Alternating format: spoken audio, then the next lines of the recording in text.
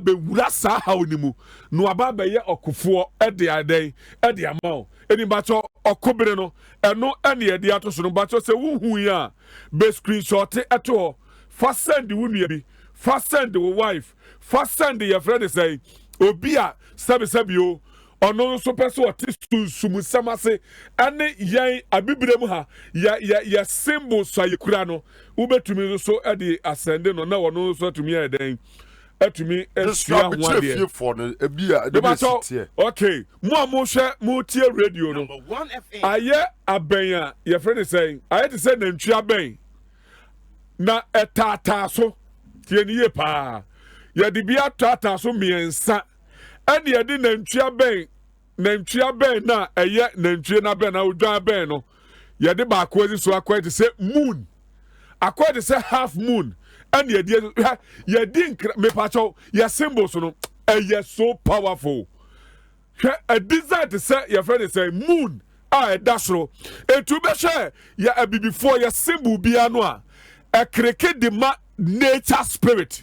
Number one into edible say ya be say half moon I said the abiata taso miensa and ye de ba ko ye tenten and ye si na pampamu no.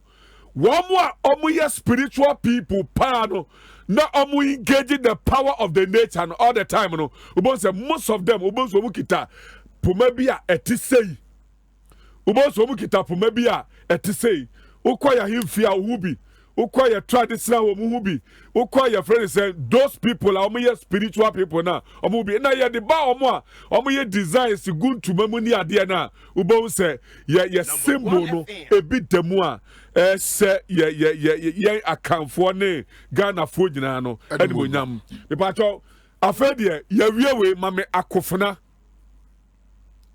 se obunye dura sa akodie we afa to atadi ye friend akofuna ye wura safo kantanka aha ne ba ne sefa na akofuna yes akofura yo bi a wo ye odiadinim odi wako anim aha ndiye ka se akofuna etimi metuma yisu akofuna ne bato metumi ubetumi yisu papa George akofuna no way yeah fa akofuna to so man etwe akoben we akobene aha esa ben ye ben ben no aha na we ni your friend say akoben that's a war horn yes no me bato ene de ba na ye ko akofina me bato fa akofina na da so no we are very beautiful so obi ba beso president dimpo ba beso prompo ye o man paniti wa ya mani peja we the symbol of power and war and also gina homa war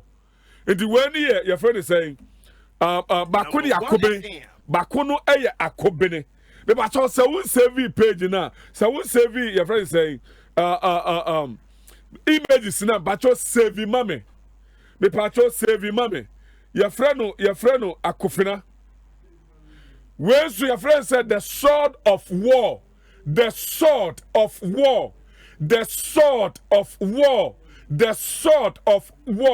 pa cho ko ba bi o mutunton your friend is saying inkonya any designs ahodo na ubenya bi kurato just buy some, put it under your pillow, put it under your bed na daso na sha de never be a edu be kwakowie ubo said you be di akopa papa etiano no your friend is the sword of war me pacho we okoto na said that adiem na woto you are more than a powerful person me pacho you are more than powerful se wo nipa no se okoto se adie we bi da atadie mu a to nefa se uto de sa obiara obesori etia obiada se soda ebe protect you utie da eye soda ebe protect you anuti na se omampani ya de nisi Ghana konwa so ana se ohini bi ya de nisi ahini akonwa bi so a ya mani kita we eye the symbol of sword we na Bible mu kra Paul mu nyina be kan wasem. What I say? You can say the sword of God, the sword of God. Onyamia kofuna, me pacho eye way any yeka. where are your protection against our enemies? Where are your protection against those who fight against us? What has here? Eti bacho tieni ye mame pa. Oda sani bia wo tie me no. Memfa your friend say sani oma we ase bibi keke. We your friend said the sword of what? The sword of war. Yes. And it is a bit that I na esewa. Ano kwasem wo Nyankopon ni say me bacho unse ya won kan ye ho. Yes. Me bacho won like ya won kan ye ho. Me sira wa da ya bie Facebook no bacho join yen tempaswa. Me bacho say unse page na on kan ye ho. Unse ya won kan family ni ho. Aha, ndi bacho bomodin na ese page no. Na like page bacho be rankrofo a omo like. So ko say symbol we eda ho a. Na say eda wo humpa. Na ye pese ye nche se sa fie na sa symbol we da ho no ye nkontokwa wom ye ndi obi su nkonim wom enu ti ko se bibi da atade mu a me pa cho to se ye ka se the sword of God that way and ye the sword of God when no de so ye na no mo tumi o I'm telling you me see na no mo tumi I'm telling you enu krepa me na me ka tro yes enti when so ko to se bi da na me metumi aka jo se ne ye compare ne tumi ni emre tumi a Twitini diani ya more. Na tumi ya de koko. Yes. Eti we no. Ni sa okwote se that adiem. Na sa wote otosha.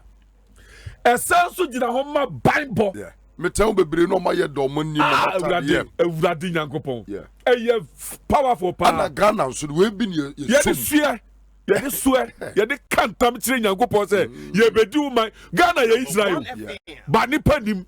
Enti when ye de so ani ka say oh my Ghana ye me bedi anim bomode na boa me George wow boa me nana President Mahama nana da kwaku fo no omo bi so onye no ye when they were so power ma ye bi ni ehwe power papa se me wo akofina se me kwaku bi wo sunsumu enu no ye si me bo yeah enu no ye si de so nsem so mompani a yeah na se de tumi e ni obwa o kasa se obi ankwada obeda ahemfo omu kita we sue ahemfo mpanimfo no ye de we mo sue o man pani ye de be mo asue o kasa da nonsia no na wo de twen o kasa da nonsia obeda etu we aye protection and the sanso ye power to guide us etu we na sebe se ye kasa the sword of God when osumafo Paul ebe ka ho asem say we and the sword of God when you raise it up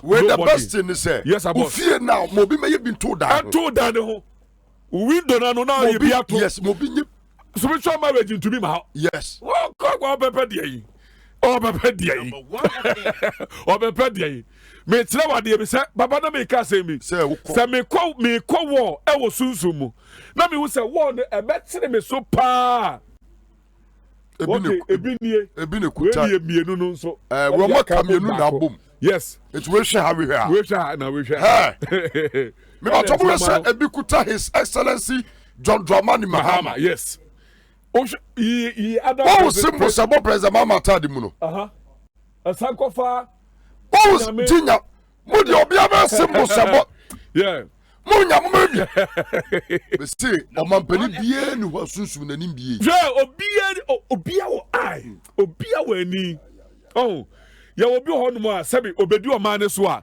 o de o man ko wo mu o de ko wo man no nche se udi nkuguo the one will come no so de wa ba begina mu enti we no obi a mehwe sa symbol we sa wo yi anka titini pa me nka wo asema no pa da awuya Ghana nyina no yes enu bi ne mampani som yes enu bi no som asa ne ye parliament house em say ayi parliament house dan no ho no yeah dinya me science no mu ahwan ni nyina bobo ana ye ko oh say de ay ade bi a wo ana ye ko ye ko ho ye ko papa enu kwase ana ye ko etu am say de na do da kwaku fado so na onu so die ni yes ni nyina so ay akofena ana no so ntoma na ehye ne nso no akofena wom dinyame wom ana nyame dua ellipse no enu so wom ni nyina ye beka ho asem nti hwɛ na nado nso die ni me pa cho yɛnkɔ yɛwura Lawrence ni yɛhwɛ time a also no ni yɛhwɛ akofuna ɔno nso deɛ okuta we so yɛ his excellency John Evans Fifi Atamils yes professor me kranya ba bi ntrama yɛn yeah nti ma cho ɔno nso deɛ no wa pagya no woyɛ dai ubesom woyɛ dai ubesom na ɔwofo ewotumi pa papa hey papa me se me kokro wa hu awo sunsum na me hu se ɛko no ano ɔde pa me obi wo mi dem me pagya no magina so wo na makasa se ɔko ya me koi mama me nkodi nkuguo ɛma da bi da enti mimi no me me spiritual quiet time no me falling into trance no me na de we bi kura me nsema me di ahimwo okunim o ze de ate no because my imagine ma wonu se da bi meta no krom di ye no meta no eye me kwabra me meta la your friend iron and ye di ye iron sharpens iron that dey bi twa that dey ọmọpẹni kòfó so die ni ube som a ẹmẹdi hene.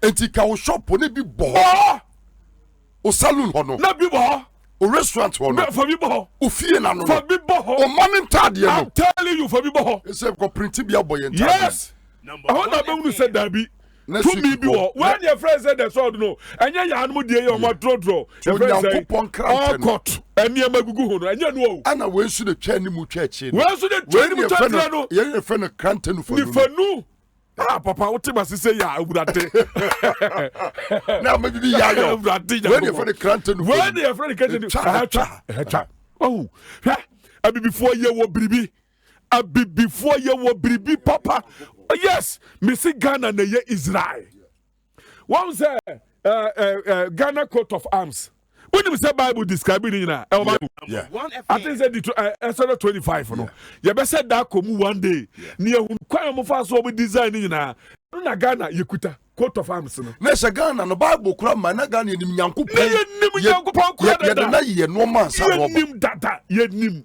awurade dada eduade o me na me dua beto so na me dua leaves no na ma kire mu na ma kire mu bibi o na me dua leaves enu so betu ya symbol Adinkra symbol na ka ho George Fakao na me dua yi no na de na the other man is here the on fe no brasa do ahwenya me no me pa so me ka say ke fa Lawrence nto so ye wuru say sebe enkroma kura kitabi enkroma the first president in Ghana your constitution ye gina Bible so na ye yes ampa Ghana constitution me kasa Ghana nko the whole world majority no majority no nyame aso no de form ye but Ghana de no authentic I tell you the truth ujo mind you me give me mind papa ni ya kasum dwuman a e wa yifa ba say so but for the my asum di o no the problem one change in the door no the problem one change in the door yeah sabri bia o man Israel ye be kwa wenye mu no na so obi e de abetum me pa cho hwe yoga yeah Osaje for Dr. Kwame Nkrumah also the kuta akofra no yes also the kuta akofra no akofra no ye osajefo eko ade oh ya kaso osajefo a eno na say we dey call your friends Hebrew mu a am say the Messiah obi a wodi oko anim okojefo yeah tina Dr. Kwame Nkrumah so osajefo obeje ye mfiri ne pacho sika we nkura wa untumi me ye osajefo sika ni nkura wa untumi ma me ye anya sika ya sia no hwita wo ne musunsum no aye hwita etimi make the place here this is the word of God sika no because Bible say sika ni Nyankopon asem we and the symbol of the word of God tina Ghana ye do Nyankopon ye do nyame ye de kwasoroba fom ye do nyame ye hudwo what you say it o man asumdwe den ewom it make say the whole world no Ghana ye wasumdwe no the bedi edene nanso no ye wasumdwe said ya kuku esisi o mavo frobi so no ebi ma Ghana ye da Nyankopon sesa me ba cho yanko nyamedua no se wanya me ba cho nyamedua the symbol of nyamedua ni we so Adinkra ho nyamedua the size a cross o as a cross directly na use a cross with them cross with them etire nyamedua se nyamedua won say the etire no eti we so the two ho so hey Hey. Asa nyame dua we de nkofo ntan yusu sa ana nkofo ntan yusu ba ye ewatade mu papa ba na bi bo president Mahama tade ni George betuma nya manu asumi a na bi bom eti nyame dua no we ye den wey so bi nya bi bo no aye protection healing sa oba ya de sesi a won o de omo kopo matade we bi no mo design say design we etu na fa ma obi mo mpa ye ngusuma o na fa sa kwada na hwe ade o ma na duro ni kra nom o man a drone in num. Obo obe getting the healing immediately. Yade ade be ko wo no, emfa ni ko wo. E ba cho say we ni mandate na me say o pamu wi a. Fama wo sofo ana obi a wo Yesu sum ni pa wo gini no nsira so nye den. Emfa man defa sa kwada ne be say. Dorothy Adonu no ne professor ekono. Sorry, oni George ekono. Okay. O se George wo tie na okofo fa jeje die bra, fa jeje die ama. Wa fa jeje die ama. O se ade na wo yesa. Ube yama Dorothy Adonu eni enya asem. Yesu etia yempa asem. Me ka say so Dorothy no odo ye pa. Yeah, eno de eno kre. Ma Dorothy so be jeje die aba wate. Yeah. Sa kra me ma yempo. Yeah. Oso be so wechi. Yeah, jeje die no. Di macho nyame dua de ni. Nyame dua de no. Ejina ho ma lucky. Ejina ho ma the symbol of unity. Ejina ho ma the symbol of glory, glory and healing. Describe the way sit here. We I say akoma tete symbol na ye ni mu. Ani ya cross atu. Yeah, ni ya cross atu tum. But a symbol a unite. A unite symbol. So we no cross say plus. Say plus. Yeah. Ndi macho sa na nyame dua no. Nyame dua na ha ban no. E sa na etie. Sana ano no etie me pa chaw nyame dua no ne de ato so no eno so ka the symbol of unity, power, glory and healing. Ti nyame wo ana papa na wo ka no before the Bible became what do you call it, famous no na your ancestors and that's your mama no no mu nim nyankopon asem papa every say nyame asem no eno na dey omo de bo omo bra those days but no mu nim ehodo na eba ne say no omo tumi hu say we ye nyame ni dua tete no odi bone abekwa enfie ye ni bone ye mfo bi ye dabi that no mo yes no mo nyina ai enso di nyina na o Bible mo yeah no mo ye na Bible kura mayo but no e kon mama mre ho say wo fo obi yira ye betwa wasu o fa ku wure pia kwala ye du betum me pa cho di nyina Bible nkasentia yes ni nyina Bible kasetia enti mba cho hwe we ebra na Bible mponya famous no no mo nim say we ye frɛ nyame dua every say baby asa ba we bi titobia no enkwa wo ho thank you baby asa ba we bi titobia no animonyam wo ho number 1 FM baby asa ba we titobia no we abeya ma me fie nyina beda ne symbol so no say ekrom a apanifo ni nyina wo symbol so ni omo nyina wo bi aya ne entiase na ye na mafo na kofa fa me na me ye professor ka say symbol we ka me design bi atomata dem because e kwa me for dia oh na also class wo so nya de e wo se ga so che dey bia ne symbol na so me fa me de after be che say professor ye ne de na me de won na me na akofona no a me show ye no eno so gira wo ma ebenadafo ana your friend say akobin no so gira wo ma kwasi ada number 1 FM Sunday for it is say nese ka wo hye ne sa so wo se ka fa no be hat we no George Troma ye say kwaya ti Sunday for de ni we Sunday for akobin we na Sunday for de the sort of two year Sunday ni a fa we bi etu awurade yankopon what gabi no yisu bi e wonzema na ne de brutal I tell you abonatade ni yes to me pa it way Sunday for dia kwasi ada for dia ni me pa cho na damu no George one for jeje for dia na jeje ama me okofo be bum wa ha yeah e saudi jeje dia tum pa cho ye wura jeje number 1 FM me pa cho we so ya brother we Tuesday brother o brother ni bia e for we bi ento no your friend said the sword of war akobiri ne so gina homa your friend say me ba to jeje de na ekuta no jeje de ye nya ne picture but ni ne statue ma ye okay ya pe ne picture pa ye so no e na da so no ya se de ya ekuta bi jeje de ne ekuta no be kwampo a nyame ya adom na se ebi ama ekwan ba mu a Africa countries ni kwampo a ahemfo no omo so use the same symbol no ye di beto so no say we no enya na nko a global in Africa. Aya India. Aya brofo no. to my second year. Global. Tell radio so say global in Africa. There's a global in Africa. Africa baby. Africa baby. When you miss right, Timbacho, yeah, Papa Diano. When switch that say Osaye. Okuta bi so aye because nebere so that is na camera nya da na wo hopa but time say George mu nya nya omu na omu nya ye nti macho eno no na enkro mapa ye nya I say the statue na wo and the statue ye na da ho nti eno no na da so no obi abe so obi abe kuta bi macho nya medua fo de no na da so no we Saturday for nya medua ka we ebokwa me ho ebama ho a I'm telling you oh we have to say you betumi ehun sa symbols we nyina no we na didi kwa ye kram etre da bia me duru kwa me fo so na me ka se kwa me fo no omo kita yaresa on kwa me fo no gozo mu di ni kura sa nyame dua oh enti no omo ye so enkrofo a omo ye ayaresa fo no omo san so no epenipa asem Number 1 FM. This is how many abera no pay am bese me kire. Yanko the next one. Me ba so yanko friend say where then George? Fa caption to asema me. George where then? Fa caption to asema me. Me ba so akoma mienu a. Where asase eduru. Yeah, asase eduru. Your friend asase eduru. Ana asase. There be asase eduru. Okay. Ya ka say bibi eduru. Nurse ade na internet na te kontia no ache fie for. Okay, me pacho acquired to say. Yeah. More than akoma de na last mbeka say nya akoma no. Acquired to say enu mienu. But no ne tu na akakomu no. Akakomu ne de aye kontonkro bi. Yeah. Ba ne top no. Ne top no. Aye te say akoma na sebe ibe say nya akoma ne mumu no.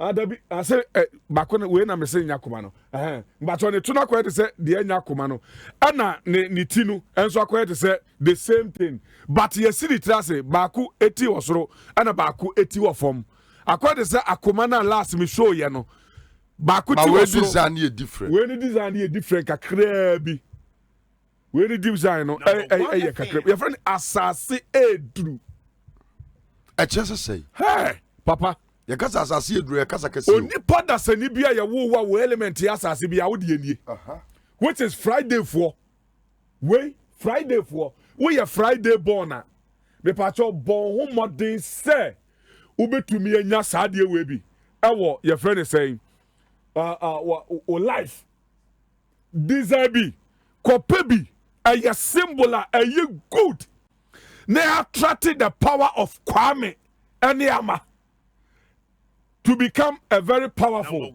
people. Wow, ana afenso esa connect kofini afua for. Dimbacho ya wo Friday na ya wo no. Me pacha o symbol na ya diato so no. Your friend say asase eduru. The earth has weight. The earth has weight.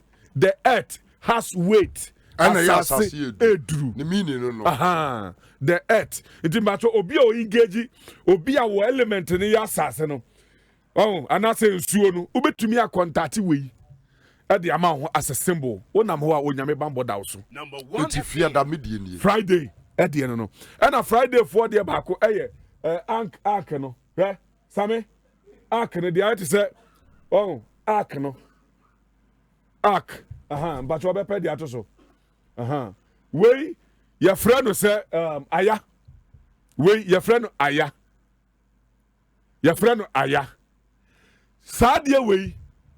Your friend say, Mesa wo divu from a demano. Say, Otami, I'll be. Otami, and family. When you say, a wood away, so what to it is a time you. What to what they did to baby, to to train. Anti we betia bedi na sa be kon no onwu ye no asa sorry ade ase na I tell you enti e kasa resurrection power no so obi yare no revive ne ho pa na sa simbu obi da na tadiem no asa de bi dware ne ho we no so no aye no want say sebi kanka bi ne nan bebre sa no o dia wo kana yakro obi abehu aya ebi no bia ne be hu obi fifra be hu aha abawura bi no aha enu de friend aya de fifra be hu bebre no obi a ope emmoa de firi obi ho no me pa to omomoden say obe contact no anya we bi e de ato na tade mana say obetumi apɛ natural one bi fagu so bre fajare ye chere free the amount ye chere free e the amount order sani bia no me pa cho bomodin na epebi na fire den na fa eye wo ho ye frɛ no aya no so no